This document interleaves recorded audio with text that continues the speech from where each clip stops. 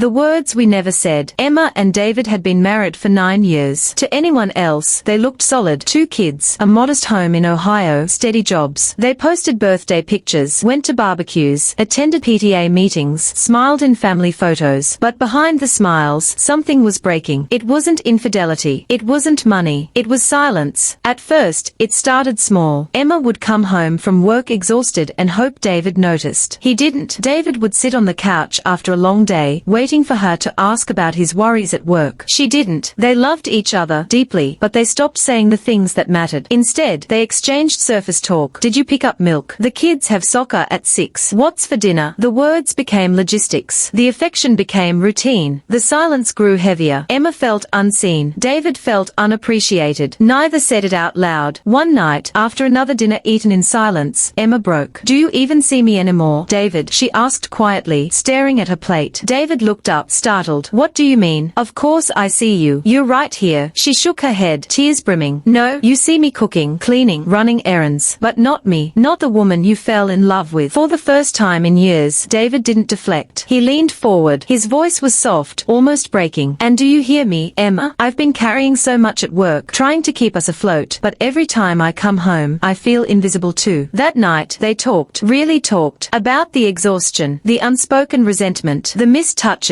the way both of them were waiting for the other to start the conversation. The silence wasn't anger, it was fear. Fear of being misunderstood, fear of burdening the other, fear of starting a fight. But in avoiding those hard conversations, they'd been slowly losing each other. It wasn't fixed overnight, but they made small changes. Emma started asking about David's day before talking about bills. David made it a point to thank her for the small things, packing his lunch, folding the laundry, picking up the kids. They scheduled no kids evenings, even if it was just talking on the porch. And most importantly, they promised to say the things that mattered, even if it felt uncomfortable. Months later, their home felt different. The laughter was back. The touches were softer. The kids noticed their parents smiling again. Emma realized something she wished she had known sooner. Love doesn't die because of big fights. It dies in silence, in the little things we stop saying. And David, holding her hand one night, added, I almost lost you, not because we stopped loving, but because we stopped talking. Communication is the lifeline of love. Without it, even the strongest relationships crumble, not from storms, but from silence.